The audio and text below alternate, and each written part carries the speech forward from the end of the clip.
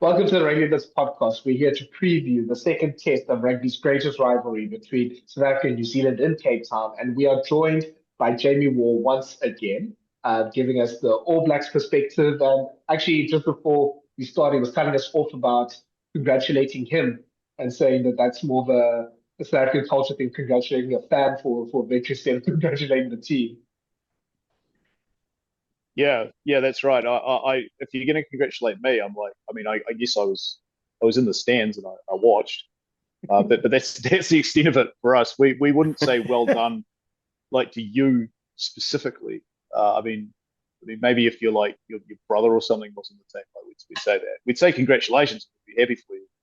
But I just kind Yeah. of I felt it kind of funny just having those people come up and want to shake my hand after the game as if I'd played. It's a bit. It must be a cross cultural thing. But to But it trust also me, shows you how much we live it and own it. yeah, yeah. But I guess also, I want to stress that if the Springboks beat the All Blacks, we feel exactly the same way. If we were to see you, we'd be like, "Hey, what a great!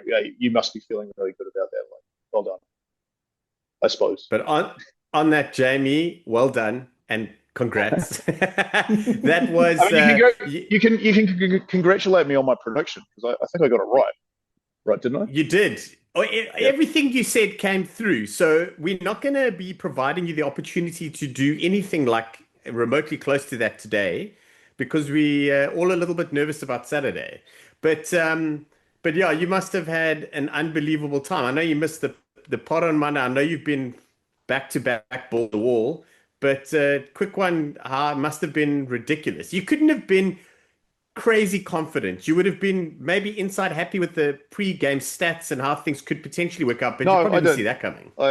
I didn't see the game unfolding like exactly the way it did because I don't think anyone predicted that. But I, the way the All Blacks had been playing, the way the Springboks had been playing, pointed to a result much like that, and so that's why I made the prediction that I did, and I was confident of an All You're Black. a talent.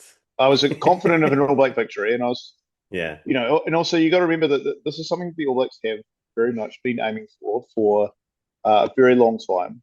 They've been getting better every Test match they've played, every tour match that they've played, and so yeah, it all kind of made sense. I don't want to try and sound arrogant or anything about it, but yeah, I just felt that way. It's the All Blacks. They're playing well. Why wouldn't I be? Yeah. Absolutely. Like it's not an arrogance thing. Like, listen, let's be honest. I think we probably got a little bit not ahead of ourselves, but as I mentioned, like we can fault factor in a loss every now and then the Springboks because we always seem to be tinkering at something. So that's a new thing that we've got used to. But we got used to tinkering and winning over the last 12 tests. Um, and then we ran into you guys. And also, like, without no disrespect, but I mean, everyone wants to beat the world number one. Just like it's nice being the underdog and beating the world number one, like us this weekend. That's how it's working out for us. I, But I don't I don't think there's any. I think both camps would have felt confident going into that game. mm, The Springboks are the world champions, and they're the world champions for a reason. They've fashioned an incredible record over the last 2 years. Like I said, though, the All Blacks have completely changed trajectory and are now looking like the team that they should be year in, year out. So I can see why both sets of fans, both sets of players, both sets of staffs would have felt confident going into that game. It's just that the All Blacks executed their game plan a lot better. Mm. So let's actually get into the team selection for Saturday. I mean, pretty much only two injury enforced changes with Ethan de Groot and Josh Lord ruled out with concussion. So you've got George Bauer and Tupou starting in their respective positions, and Xavier Numia and Patrick Tuipulotu on the bench. And then just the positional switch between Leroy Carter and Josh Morby. So actually quite surprised that Dave Rennie just said outright that he thinks Leroy Carter's better defense. Fair enough, obviously, after that tackle or attempt to tackle on Andre Estesen by Moby. But I mean, it's pretty much the same or a pretty similar 23, whereas, the Springboks have taken a different approach of including another 7 or 8 players into their team. So it's quite interesting the contrast between the two teams and the approach for Test 2. Yeah, and also the other big one is Simon Parker coming in on the blind side. It's Yes. Super Vai moving a lot, which is quite an interesting one because Simon Parker didn't actually play at all during the July series and has featured in the URC games on tour. Played pretty well, but you would have thought, at least going into the season, that Wallace Satiti would have definitely been higher up the depth chart than him. So it is a pretty big vote of confidence for Simon Parker, who, if you remember back to Eden Park last year, it felt like he'd been specifically picked to play those two test matches. And of course, Eden Park went really well and Wellington went really badly. So he's got a pretty big point to prove in a position where the All Blacks have had quite a lot of question marks ever since Jerome Kaino left. And that was like 10 years ago. So big game for Simon Parker. You mentioned Leroy Carter and his defence. There was also his aerial skills as well, which have been really good on the tour so far. He had a really good game against the Bulls. I mean, I think it's pretty rough on Josh Morby, who, he missed one tackle, but it was a pretty important tackle. But he had bounced back to score a try and had a pretty decent game otherwise. But I guess they've just seen something in Carter's game. He had a really good test against Italy and Wellington before he came off the field, which they probably want to get that sort of production out of him in this game. And I thought he was pretty good off the bench last weekend as well. So kind of rough on Morby, but big chance for Carter as well. Listen, I'm super stoked about Leroy Carter starting. He's my guy. I love him. But I just want to chat about that loose trio and what moving Vai away from the flank does, because it was very clear that not only were the All Blacks making yards on the fringes, but he was cooking in that role before they moved him back into lock. Do you see them trying square peg round hole vibes and trying to get that with one of their current flankers, or do you think they're going to tighten up a little bit, or are they going to still keep Tupa Vai on the wing, even though he's playing lock? It's just going to be bodies in positions space, because he's definitely got the speed and the skills, probably more so than any of the other two flankers to be there and expose the Springboks. So do you think they're going to carry on with that kind of setup initially, or do you think we're going to see a game plan change? I don't know if they'll adhere too tightly to the game, but then again, Tupa Vai has played that role at least twice now this season. If you guys watched the game against Ireland at Eden Park, he was a big part of why the All Blacks shot out to the big lead that they did, because they simply just stationed him out there on the wing, took one of the Irish defenders out and stretched the Irish defence line, because if he's out there by himself and they launch a cross kick over, he'll just be able to just catch it without even jumping. So he's a very good deterrent out there. And then on the weekend, we saw him get a lot of ball because it was passed straight to him, made some good yards down those tramlines, and did what the All Blacks have been really good at this year, which is turning static ball or negative ball into attacking ball very fast. And he was a big part of that. So if it's working, I guess they continue with it. I don't think it matters what number jersey he's wearing on his back, because he has the skill set to be able to fulfill that role. And yeah, it's just, but I mean, don't expect him to be there all game, because once it worked, once it set up Morby's try, he moved back into the middle and played a more traditional type forward, forward style of game plan, rather than being a winger in a forward's jersey. Yeah, and I mean, even if I remember last year's game, Simon Parker, at least in the Wellington game for that first half, he was sort of the edge forward, and he, I think, created a try, if not scored a try, in that early part of the game when New Zealand was looking good. He's obviously was great in defense in the game before that as well. So I think Parker should have some good runs on the board against the Springboks for sure. I don't think it's too. I mean, it's a bit unexpected, but I don't think it's a level down at all. And I personally like Peter Laka being a impact player. I know he didn't play. I think he played only 5 minutes last week, but he's someone that you can bring in the last 20 minutes and really cause havoc with him. Yeah, I'd expect to see a bit more of Peter Lakai this weekend, because the Josh Lord's injury has moved Paddy Tuipulotu to the bench. He's only ever going to be coming on as a lock. So it just sort of depends what they want to do with Tupai and also with Fabian Holland, who has proved himself to be an 80-minute player week in, week out. Whether that means that Paddy comes on for one of those two, Tupai moves to blindside, and most likely Lakai is coming on to relief with Jacobson, who will probably be given orders to just absolutely empty the tank over the course of an hour. I'm quite interested in specifically what you mentioned there with the locks, because Holland has surprised me having come off such a long-term injury, but it wasn't just coming back off that and playing 78 minutes and then playing 80 minutes. It was his actual output during that whole test match. It was phenomenal. So I was looking at that, and it's interesting because there are quite a few options. I mean, you can obviously leave Holland there and put Tuipulotu in that lock and move Tupai to the flank, but then you also are a little bit challenged at lock that if another guy drops, you're actually in quite a lot of trouble. So there could be that option of maybe giving Fabian Holland 60-70 and trying to preserve him a little bit. So that's like, there are like 3 or 4 options that Patrick Tuipulotu can come in and change, and it's all game dependent and score dependent. So it's super interesting to see how that unfolds this weekend. Yeah, and Paddy's proved himself to be a really effective bench forward as well, and not just for his playing ability, but his leadership. So I feel like this is, he's getting on a bit. This is the role he's going to play. If New Zealand were ever going to have like a bomb squad, he'd be the captain of it. Because looking at don't get me wrong, like there's every chance he's going to start in the 3rd and 4th test, perhaps. But they're going to be counting on him if this game is tight to come on and play a pretty important role towards the finish.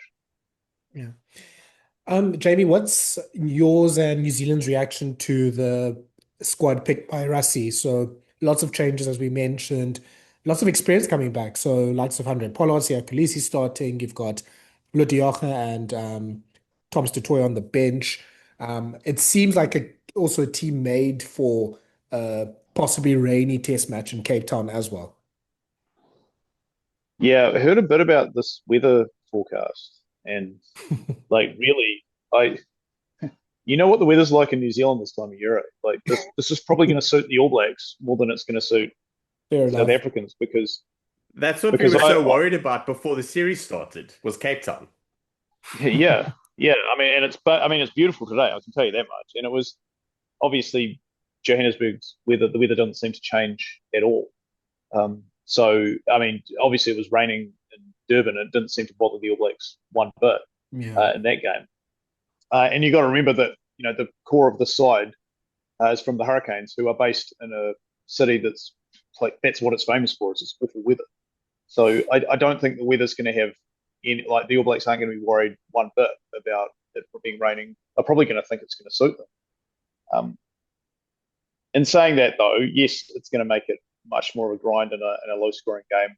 I would probably point to, was it last year the Springboks played the Wallabies in rainy conditions in Cape Town? In Cape Town, and I mean they almost got over them there, didn't they? So they probably provided a bit of a blueprint. You mentioned the experience that's been brought back. I mean, I don't think anyone in New Zealand is surprised that Handre Pollard is involved in this game. That feels like kind of a failsafe for Rassie for a big game like this. It does kind of feel like a knockout game a little bit, because if the All Blacks win this, the Springboks can't win the series, which is that's huge. So he's the guy that comes on and kicks the goals and gets them to 1-point victories, and 1 point's all it's going to take Springboks to level it. So no surprises about that. Sia coming back, huge, massive, because you can draw a parallel to this time last year where the Springboks had been beaten at Eden Park, and the All Blacks were feeling pretty confident going into the second test in Wellington. Of course, we all know what happened there. So there's that as well. And then bringing Deon Fourie back onto the bench, it's a great story, off the back of that Stormers game. But it does kind of raise a question about, like, the main talking point back in New Zealand has been, wait a minute, aren't the Springboks supposed to have like all the steps? and Mm. they're calling a guy from outside the squad to come in to do this. And yes, I know he's a reserve hooker, and it's not like the most sort of massively key position on the field or anything. But I would have thought Rassie would have had more options than a guy he didn't originally name in the squad than that. And that's no slight on Fourie, who I'm sure can do an excellent job, because he's already had one really good game against the All Blacks on this tour. But it does kind of maybe expose just a little bit of a hole in the whole. Springboks can roll out 4 or 5 teams with guys that can beat anyone on any day. So that's been the reaction back in New Zealand. I'm not sure if that's fair, but that's certainly been the talking points this week. Yeah. Look, I think it's fair, especially the question about hooker. I think something we've discussed for the last few years, actually, that, well, once Bongi Mbonambi sort of fell, with injuries and form and just age, just fell out of contention. I mean, already then we only had 2 hookers, and now we only have Malcolm Marx, and he's kind of holding up the whole sort of hooker depth chart for the Springboks right now. So if something happens to Malcolm Marx, like in this series or next year, it's a problem, because I don't think Rassie has found the answer. Like, we've tried Johan Grobler, we've tried Jan Hendrik Wessels, well, great around the field, probably not, best at throwing in the lineouts, at scrumming in some senses, and just being able to make those decisions as when to go for the ball, when to fetch and when to not. So now it's Deon Fourie being given the chance. So I would expect Deon's going to play. I mean, sorry, Malcolm Mark's going to play pretty much 80 minutes unless he has to be dragged off the field.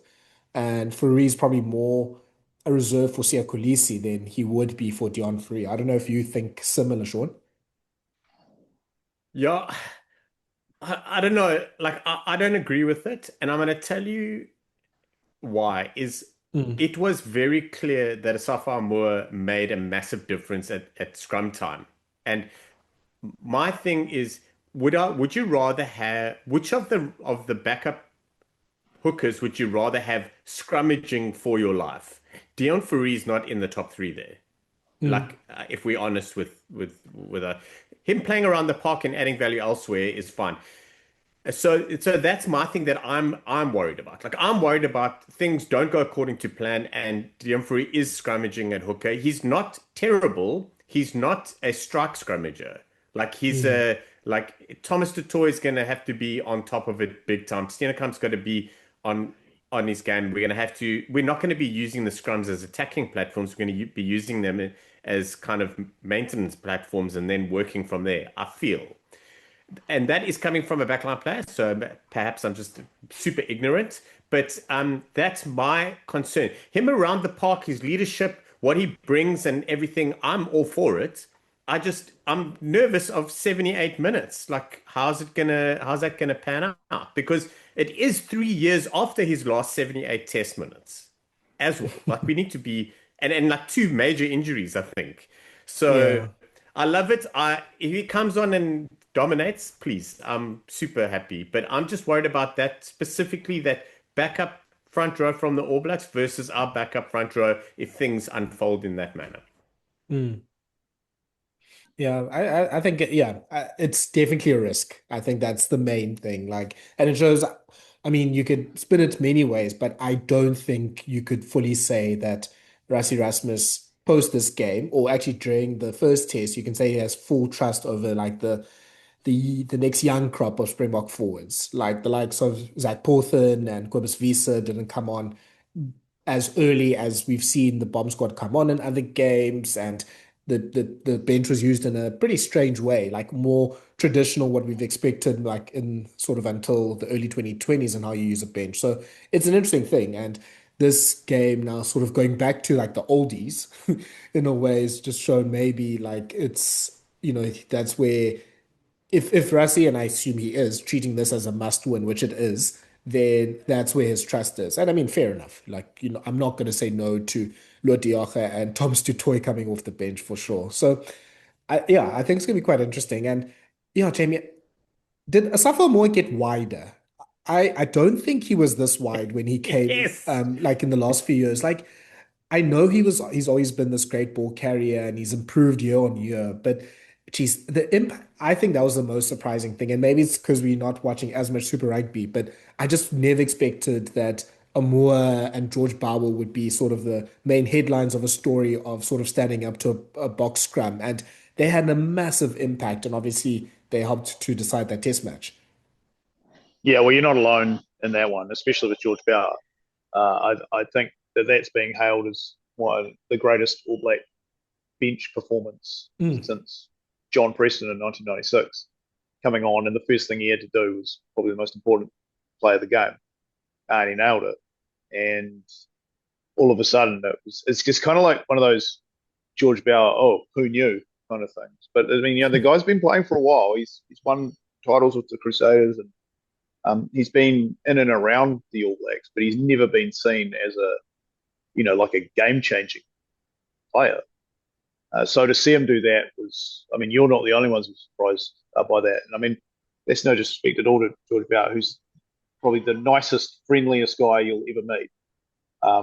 But it was nice. It was pretty cool to see him, probably make a play that's if the All Blacks go on and win the series, it's going to go down in history as one of the great performances of all time.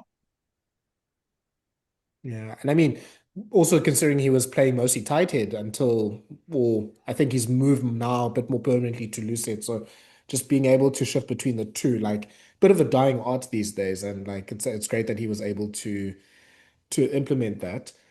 And then, Jamie, with regards to, you know, this test match, and I guess, uh, is there any sort of shift in mentality that you've noted from the All Blacks now, them being in the lead for this series, or is it pretty much business as usual? Nothing is done. We need to sort of treat this as nil-nil and sort of start Oh again. yeah, of course. I mean, All Dave the Rennie did. cliches. Yeah, although he was reasonably upfront about referencing last year, which is interesting because he wasn't the coach. I think there's quite a significant amount of players who were involved in that game, so it's pretty hard to think they weren't going to talk about it and say, well, we got this great result at Eden Park, and then we turn around and got our asses kicked in Wellington, and he admitted that. But yeah, obviously they're taking it one game at a time. But with the goal in mind that this week, if they win, they can't lose the series, that's pretty awesome after two games, for them. And yeah, it's feeling very much like the All Blacks used to be, which was that winning was expected, and that's a kind of as a New Zealander, it's a kind of, oh God, thank God it's back to this, the way it was during Steve Hanson's era. But for the rest of the rugby world, it should be like, oh shit, we've had it our own way for too long, because I haven't seen the All Blacks in this sort of mood for a while, and yeah, it's been a bit too long in my opinion since we have. It chilled my blood a I little don't want bit to talk seeing. about. Sorry, go on, Yeah. Sean. No, just saying we know the feeling, because we took a lot longer to come back, and now we're back. We've got to ride that wave as long as possible. I was gonna, yeah. Yeah, I was also gonna add, like, it chilled my blood seeing how little the All Blacks celebrated the win on Saturday. I mean, except for Fabian Holland, he Yeah. was going crazy, and I mean, shout out, he was probably my man of the match, or at least close to that. But everyone else just treated that like it was just another day, and I was like, oh, that's not good. I don't like this. yeah, This is yeah. too That was familiar. it. That was it for me as well. Was seeing the body language at the end, which was, well, okay, great, but it's the next one, and then Yeah. it's the next one after that. And I think Fabian Holland was just happy because I think that's the first time I've ever seen him score a try. I can't remember getting any And times. That and it was might be his. easy. Yeah, well, it's because he's offside. But there you There he is. I was waiting for a little bit of spice. go. 6 meters Jamie, tall and all that. yeah, I actually just want to ask you two questions. So where do you see the weakness? So where are the Springboks going to be attacking the All Blacks this weekend? And who's going to be the most important role player? Like, who's going to be the most important person for the All Blacks if they're going to go on and take this to 2-0 in Cape Town? Oh, I said it last week. I'll say it again. It's Geordie Barrett. He's the most important player in the team. You can, they're full of world-class players. And when I say that, I mean, you've got Artie Severe, and they're a different team without Artie Severe, but not that different. They're a different team without Will Jordan, but not that different. But you take away Geordie Barrett, and they completely have to overhaul everything. Everything runs around that guy, I think. And so he was incredible on Saturday, and he needs to be incredible again. The good thing is that he's very good at having incredible games because he had about 17 of them in a row for the Hurricanes this year.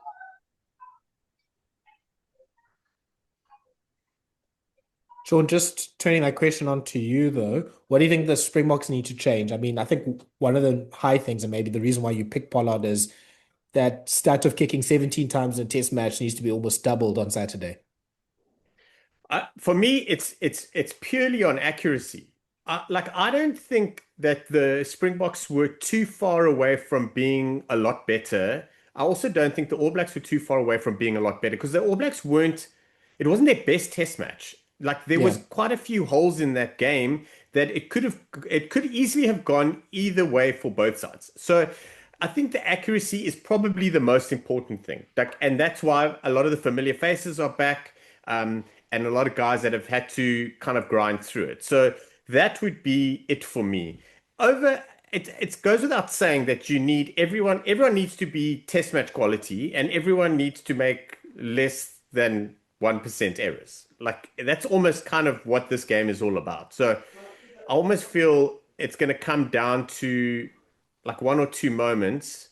I would be surprised if it was such a high scoring game. And I still watch the game and I look back and I'm like, I don't know how, like, the All Blacks did so well as normal, as we completely used to. When they get an opportunity, is they put points on the board, and generally it's in 5s and 7s, and we got used to doing that, but we didn't do it, and it hurt us. So I would rather be boring and say I would collectively want 23 players to be 7% better, and we'll take it from there. Yeah. Jamie, just maybe something more out of interest is, what do you like? I think the defense was quite interesting from the All Blacks. Like, it wasn't necessarily that, I mean, they made so many turnovers, and obviously there was a big focus on the ruck, but it was also not necessarily a defense of like a big rush or these sort of big tricks that maybe some other defenses throw at you. But it did seem like tackle and how they tackled was a big thing, because there were a few rips that the All Blacks were able to execute. Is that, something that I guess we can expect from the Tano Market defense, or is that something that maybe they've cooked up for South Africa specifically? I think it's just, okay, typical New Zealand play is, what do you want to get out of attack? It's about sort of four things. The base level things, you stop the guy's momentum. The second thing on top of that is you actually change them, you put them on their back. The third thing is you create some sort of turnover opportunity. And the fourth thing is that you actually get the turnover. So you're always aiming for number 4, and instead of just number 1 and then trying to work up the ladder. And so if you have that mindset of like, let's try and do that, and I guess the fifth one would be to knock away out of the game. And so you have to be aiming for the fourth thing with every single tackle. And I think that's what the All Blacks have been very good at this year, by creating those opportunities. And it's not just the guy affecting the tackle, it's the next guy in. We've talked about Tubo Bai a lot. He's a really key man at doing that. And Rassie Erasmus did mention this week about stripping the ball and everything. And yeah, that's it. It's a very rugby league orientated defense, because the first thing you do in rugby league is try and get at the ball so they can't offload it. And then it's just being really aggressive around that and trying to take it off them before their knee can hit the ground. So that's where that's coming from. It's basically trying to turn the defense into an attacking option. Because if you can win that penalty, you can turn them around 40 minutes, just like that. And Shaun, I guess another big change that we that we've seen announced today is that Angus Gardner is coming to referee this game instead of Nika Mashikedi, who's, I think, just got a flu or something like that. So he'll referee the third test, and Gardner's here for the second test. Yeah, I guess you can spin it many ways about who's happier, who's not happier, who's more familiar, whatever the case is. Unfortunately, it's something that I guess we have to kind of at least sort of mention because it can sort of affect maybe the flow of the game. Yeah, I don't know. I do feel that in the most part, if you are a clever side, like if you're a side that is confident but also on like not scrambling and worried about everything else, where you're actually able to see what's happening, you can play to the ref and play and manage how things go with the referee better. I do feel that I'm very much on the side of like if this whole thing of like, oh, we don't want to see cards. Well, it's not the referee's fault. Like, I don't believe that. I believe that players put themselves in that position. So if you put yourself in less of a chance of getting pinged for whatever reason, then there's going to be less whistles blown. So that's the way I look at it. And I think it relies heavily on the players. You know, everyone's talking about how it's such a great free-flowing game and they're so happy with it. And then this week becomes stop-start and then everyone's like, oh, it's the ref's fault. Meanwhile, back at the ranch, like guys were spilling balls for days, you know, whatever. So I think we just need to be focused on what we need to be focused on. And like it's something that I keep mentioning, but during the 2023 World Cup, the Springboks were a half a meter onside. No, it took a while for everyone to get used to it, but the refs didn't even bother almost looking for us to be offside because we were never standing offside. So the refs didn't worry about it. And that's the kind of confidence you need to breed back because we've lost that a little bit. Yeah. Jamie, just to change gears a little bit, Tuesday we had the game against New Zealand and the Lions. Really entertaining game, just ridiculous amount of tries and just really good tries as well. Lions gave it as much as possible and probably were about 20 minutes away from a victory. From the All Blacks front, which of the sort of the non, because I mean, Rennie's picked, I think, the same like 26 to 28 players, I think, for the last, what, 4 tests that he's had. Which of those players that are on the outside looking in do you think have, really taken advantage of these tour games and have maybe put themselves and put their hands up for selection for maybe test down the road? Quite a few. I think most obvious, probably Rico Ioane, who a lot of people didn't even think was going to be in the touring squad, let alone pushing for a test place. And he's a guy that I don't think anyone would have been unhappy about had he made the bench for this weekend. And I'm fairly certain he's going to be there by the end of the series. He's probably the most obvious example. From the other night, I mean, it was a messy as hell game. I mean, I guess now I can say that I've attended a Super Rugby game at Ellis Park, which I didn't think I'd ever be able to do. So I mean, Ethan Blackadder was outstanding. So again, another guy who put himself into the test frame. It's he probably wasn't going to play this week considering he went 80 minutes on Tuesday. But again, if he does end up coming in for that third or fourth test, I don't think anyone's going to be at all worried. And what the good thing about these midweek games is it you can show off all these guys, and once they come onto the bench, like Leroy Carter, who comes into the starting team, you can just point to a very recent body of work, which is you go, well, he was really good against the Bulls, and he was really good under the high ball, and that's why Dave Rennie's picked him, and that was like a week ago. So great. I mean, I think it's hard to really pick out anyone who's not having a good tour right now. Like it feels like everything's kind of going right for the All Blacks. That is the first time, and yeah, obviously it's the first full tour they've done in 30 years. But historically, that's the first time they've actually managed to win all of their non-test matches since 1970, which is like that's a cool little record. And if they actually win the series, you can make a case for this being the most successful All Black touring side ever because of their record. So that's kind of what's on the line in this test is that they're not just making a statement now. They're making a statement like across history. once it all gets added up. And yes, I know it's really difficult to compare then with now and all of that, but it's still a cool thing to think that like that's the potential achievement that they've got. And really, if you're talking about the All Blacks and about what they really, really care about, like that's probably the most motivating factor is that they could make history for themselves and for the guys that have gone before. Yeah.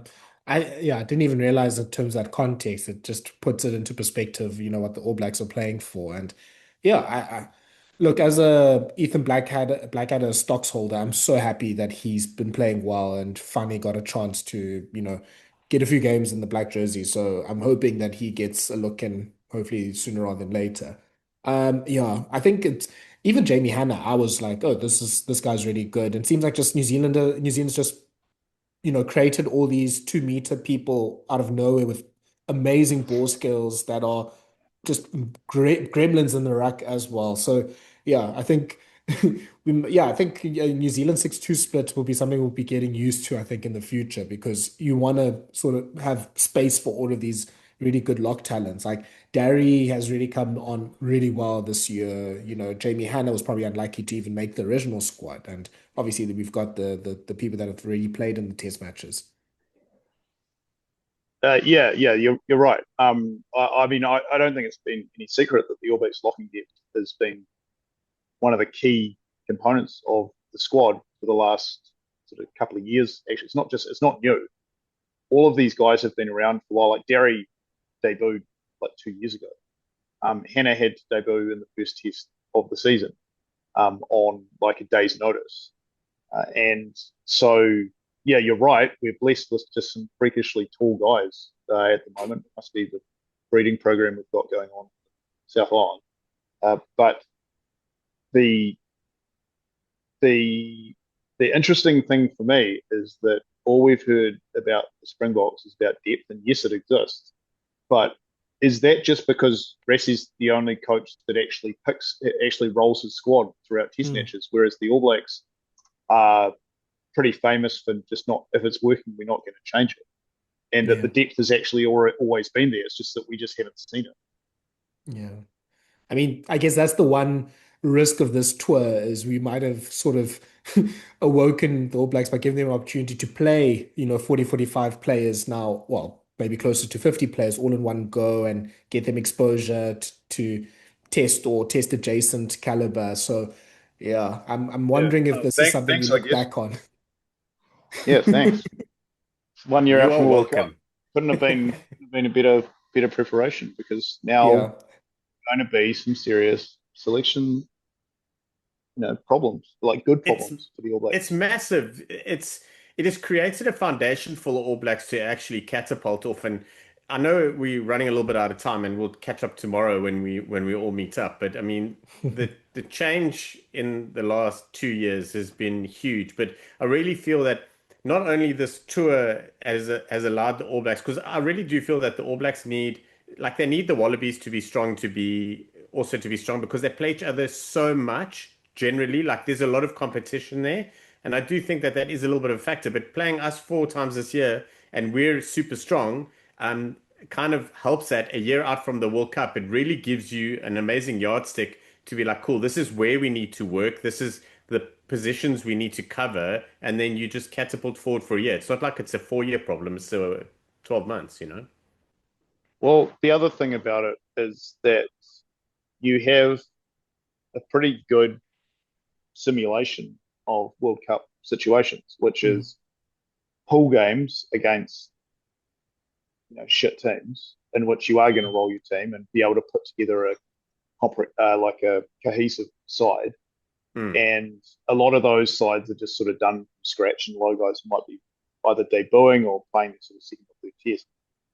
Now you can just take the team that played against the Lions or the Bulls or the Stormers and just go, okay, well, that's the team that's going to play against, who is it? Hong Kong. Get that one done, get it out of the way. And meanwhile, the test team is essentially playing 4 World Cup knockout games in a row against the world champions. So the preparation for the World Cup for the All Blacks could not be better right now. Yeah, this podcast has made me feel less good about a lot of things now. This All Blacks machine rising. Jamie, are you aware what the All Blacks did for their rest day yesterday in Cape Town? Did they go to golf course? What was on the social calendar for them? Yeah. I mean, the All Blacks are pretty much divided into the guys who play golf and the guys who don't. And Geordie Barrett being the most prominent golfer in the team. Like all the Barretts are quite handy, but Geordie's like a scratch golfer. Obviously. I don't know if you've seen, but he runs his own Instagram page where a lot of people probably know him as Geordie Barrett the golfer rather than Geordie Barrett the rugby player. And he's also a very handy. He's also a very handy cricketer as well. Will Jordan, a very handy cricketer, and Ruben Love, who apparently, he was New Zealand secondary school's cricket team and was on the path to being representing his country in that sport as well. But yeah, I think most of the sort of main obvious sightseeing stuff in Cape Town was ticked off in the first week when they were here. So I'm not sure. It's probably a bit of downtime, to be honest, because there was that game on Tuesday night. So it probably wouldn't have been a normal rest day for them. But like I said, I'm sure some of them found some time to play some golf and probably a bit of recovery. Also, the other thing is security around the All Blacks has tightened up significantly this week. We've already seen a change in training venue from Athlone Stadium to I can't remember where the other place is, but it's presumably a lot more secure because they don't train at the state. They never actually do any training at the stadiums they're playing in because they feel like it's too easy for other people to get in and have a look. So yeah, that was, and then of course the security around the team today when we were coming in for media was clearly higher than it has been. So not surprising that the All Blacks is sort of taking it because of the significance of this game. So to tie it back in with your original question, I think a lot of them would have just chilled out and stayed pretty close because it's not a normal test week for them. This is obviously a massive game, and they've had a disruptive build-up towards it because of that game on Tuesday. Yeah. And I mean, yeah, that's the things you have to do when you are trying to wait off your home support here as well in Cape Town, probably. Jamie, thank you so much for joining us for this preview for the second test. Yeah, I mean, as Shaun mentioned, looking forward to seeing you as well in person. And yeah, I don't, since we can't wish you congratulations, probably can't wish you good luck. But yeah, hope you do enjoy your next few days in Cape Town. You can wish me good luck at the bar later. Yeah. Yeah, we are very much looking forward to that.